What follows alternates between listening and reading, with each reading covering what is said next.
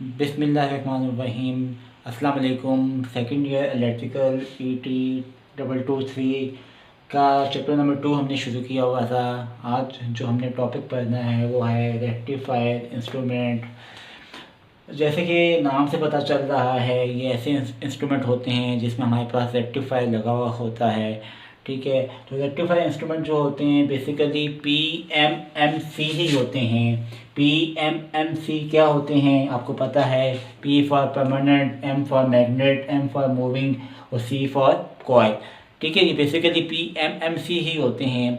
लेकिन इसके साथ एक और एडिशनल चीज़ होती है, वो क्या होती है? रेक्टिफायर यूनिट लगा हुआ होता है। ठीक है, जो रेक्टिफायर इंस्ट्रूमेंट होते हैं उसमें हमारे पास PMMC भी होता है और साथ में हमारे पास रेक्टिफायर यूनिट भी लगा हुआ होता है।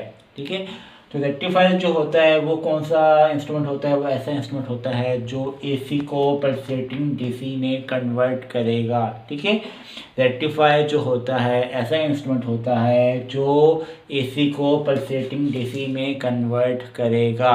ठीक है, ये हमारे पास क्या आ रही है? AC की वेव फॉर्म आ रही है। इसके आगे हमने लगाया हुआ है रेक्टिफायर लगाया हुआ है। रेक्टिफायर क्या करेगा? AC को पल्सेटिंग DC में कन्वर्ट करेगा। ठीक है, अगर आप चाहते हैं कि आपके पास प्योर डीसी आए, प्योर डीसी से क्या मुराद है? खालिस डीसी आए, उसके लिए क्या लगाना पड़ेगा? आपको फ़िल्टर लगाना पड़ेगा। ठीक है, और जब हम फ़िल्टर लगाएंगे तो उसके बाद हमारे पास जो आएगा प्योर डीसी जो है वो आएगा। ये एसी की शेप है और ये हमारे पास डीसी की शेप है। ठीक है, फ़िल्टर की भी एग्जाम होती हैं। टी शेप का होता है, पाई शेप का होता है, एल शेप का होता है। ये हमारे सिलेबस में इंक्लूड नहीं है। ठीक है, इसके अलावा जो रेक्टिफायर होता है वो जो है करंट को गुजरने देता है एक ही डायरेक्शन में। ठीक है, जो रेक्टिफायर होता है वो करंट को एक ही डायरेक्शन में फ़्लो करने देता है, जबकि दूसरी डायरेक्शन में जो होता है डायोड की मज़ामत इतनी ज़्यादा होती है कि वो करंट को गुजरने नहीं देता। जैसे मैंने आपको बताया हुआ है कि जब हमारे पास डायोड फॉरवर्ड बायस होगा तो कंडक्शन होगी, और जब डायोड जो होगा रिवर्स बायस होगा तो कंडक्शन नहीं होगी। ठीक है, ये हम आगे बढ़ेंगे डिटेल में। अब इसकी जो टाइप्स होती हैं वो दो किस्म की होती हैं। पहली जो होती है वो होती है मेटल रेक्टिफायर होते हैं, और जो सेकंड वन वाली होते हैं वो होते हैं सेमीकंडक्टर रेक्टिफायर। ओके जी, अब हमने पढ़ना है कि जो मेटल रेक्टिफायर होता है, जो रेक्टिफायर इंस्ट्रूमेंट की जो रेक्टिफायर की जो टाइप है मेटल रेक्टिफायर, उसकी दो किस्म होती हैं, दो टाइप होते हैं। पहली जो होती है वो होती है कॉपर ऑक्साइड, एंड जो सेकंड वन होता है वो है सेलेनियम ऑक्साइड। ठीक है, पहले हम पढ़ते हैं कि जो कॉपर ऑक्साइड जो होता है वो क्या होता है। कॉपर ऑक्साइड जो होता है इसमें हमारे पास कॉपर की जो होती हैं डिस्क होती हैं। ठीक है, एक से ज़्यादा डिस्क होती हैं, और जो डिस्क होती है उसके ऊपर हमने कॉपर ऑक्साइड की लेयर जो होती है, ये कॉपर ऑक्साइड की जो तय होती है उसको चढ़ाया हुआ होता है। ठीक है, अब जो करंट का फ्लो होता है वो होता है कॉपर से कॉपर ऑक्साइड लेयर की तरफ होता है। ठीक है, और जो करंट का फ्लो कॉपर ऑक्साइड लेयर से कॉपर की तरफ नहीं होता, क्योंकि जो रेक्टिफायर होता है, अभी आपको बताया है, रेक्टिफायर जो होता है वो करंट के फ्लो को एक डायरेक्शन में गुजरने देता है। ठीक है, जब हमारे पास करंट कॉपर से कॉपर ऑक्साइड लेयर की तरफ जा रहा है तो वो करंट जो होगा कॉपर ऑक्साइड लेयर से कॉपर की तरफ नहीं जाएगा। ठीक है, रेक्टिफायर जो होता है वो एक डायरेक्शन में करंट को गुजरने देता है, जबकि दूसरी डायरेक्शन में क्या होता है कि मज़ामत बहुत ज़्यादा होती है जिसकी वजह से करंट का फ्लो नहीं होता। ठीक है, जो कॉपर की जो डिस्क होती है उनका रेडियस होता है 1/2 इंच का होता है। ठीक है, और अगर हम एक से ज़्यादा डिस्क को इस्तेमाल करते हैं तो एक हमारे पास क्या बन जाता है? यूनिट बन जाता है, रेक्टिफायर जो यूनिट बन जाता है। ठीक है, अच्छा, और जो डिस्क के ऊपर हमने क्या लगाया हुआ होता है? ग्लास की वॉशर लगाई होती हैं या मेटल के फिन्स लगाए हुए होते हैं। वो किस पर्पज़ के लिए होते हैं? जब जो हीट डिसिपेट हो रही होती है, जो खारिश हो रही होती है, उस पर्पज़ के लिए हमारे पास मेटल फिन्स होते हैं या ग्लास के वॉशर होते हैं। ठीक है, ये तो हमारे पास हो गया कॉपर ऑक्साइड। ठीक है, अब सेकंड वाला जो है वो है सेलेनियम ऑक्साइड होता है। इसमें हमारे पास क्या होता है कि आयरन की डिस्क होती हैं। इसमें हमारे पास कॉपर की डिस्क है, इसमें हमारे पास क्या होंगी? आयरन की डिस्क होंगी।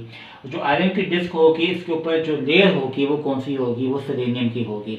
इसलिए हम इसको क्या कहते हैं? Selenium oxide rectifier. ठीक है, आयरन की डिस्क के ऊपर हम क्या करेंगे, सेलेनियम की जो लेयर होती है वो चढ़ा देंगे। ठीक है, करंट का फ्लो जो होगा वो होगा आयरन से सेलेनियम की लेयर की तरफ फ्लो होगा। करंट का फ्लो सेलेनियम की लेयर से आयरन की तरफ नहीं होगा। वही बात, क्योंकि रेक्टिफायर जो होता है वो करंट को एक डायरेक्शन में गुजरने देता है। ठीक है, अच्छा, वही लिखा हुआ है कि करंट फ्लो होगा आयरन से सेलेनियम लेयर की तरफ, करंट का फ्लो जो है या करंट की डायरेक्शन जो है वो होगा। ठीक है, उसके बाद इसकी जो रेंज होती है वो क्या होती है, कॉपर ऑक्साइड की रेंज होती है 8 वोल्ट के ऊपर 0.1 एम्पीयर से लेकर 0.15 एम्पीयर तक जो है करंट जो है वो आसानी से गुजर सकता है। ठीक है, 8 वोल्ट के ऊपर 0.1 एम्पीयर से लेकर 0.15 एम्पीयर तक। ठीक है, ये आपके ऑब्जेक्टिव के लिए है।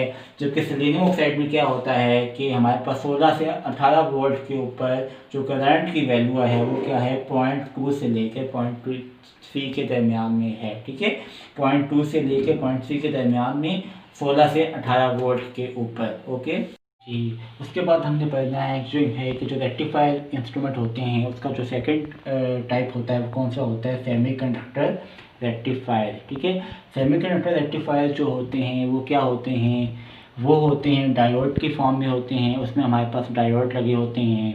एक जो हमारे पास हाफ वेव रेक्टिफायर होता है उसमें हमारे पास एक डायोड लगा हुआ होता है। जो फुल वेव रेक्टिफायर होता है उसमें हमारे पास 2 डायोड लगे हुए होते हैं। जबकि जो फुल वेव ब्रिज रेक्टिफायर होता है उसमें हमारे पास 4 डायोड लगे हुए होते हैं। ठीक है, डायोड होता क्या है, डायोड जो होता है पी टाइप सेमीकंडक्टर और एन टाइप सेमीकंडक्टर जो होते हैं उनको मिलाने से बनता है। ये हमारे पास एक पी टाइप सेमीकंडक्टर है और एक हमारे पास एन टाइप सेमीकंडक्टर है। अगर इसको मिला दिया जाए तो ये क्या बन जाता है, एक डायोड बन जाता है।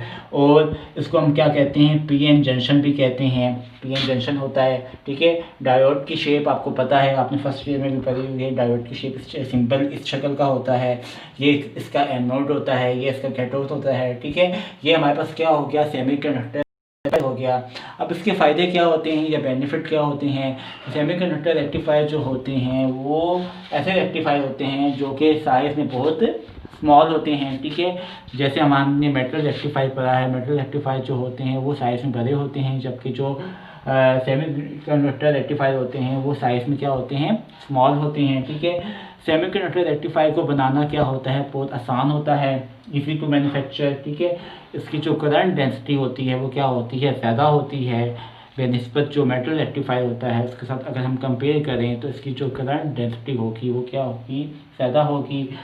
उसके बाद जो अगला मेन फ़ायदा जो होता है वो ये होता है कि ये वाले जो होते हैं ये जो पावर डिसिपेट करते हैं, ये पावर जो होती है या खारिश हरारत जो होती है वो खारिज करते हैं, वो क्या होती है, वो कम होती है इनकी। ठीक है, अच्छा, और अगला जो मेन पॉइंट होता है वो क्या होता है कि इनकी जो एफिशिएंसी होती है, जो परफॉर्मेंस होती है वो ज़्यादा अच्छी होती है। किसके निस्बत, जो पहले हमने पढ़ा है मेटल रेक्टिफायर के निस्बत इसकी जो एफिशिएंसी होती है वो क्या होती है, ज़्यादा होती है। ओके जी, सेमीकंडक्टर रेक्टिफायर जो होता है वो हाफ वेव रेक्टिफायर होता है, फुल वेव रेक्टिफायर होता है, वो हम अगले लेक्चर में पढ़ेंगे। ठीक है, आपने क्या करना है, इसकी जो क्वेश्चन आंसर हैं, क्वेश्चन नंबर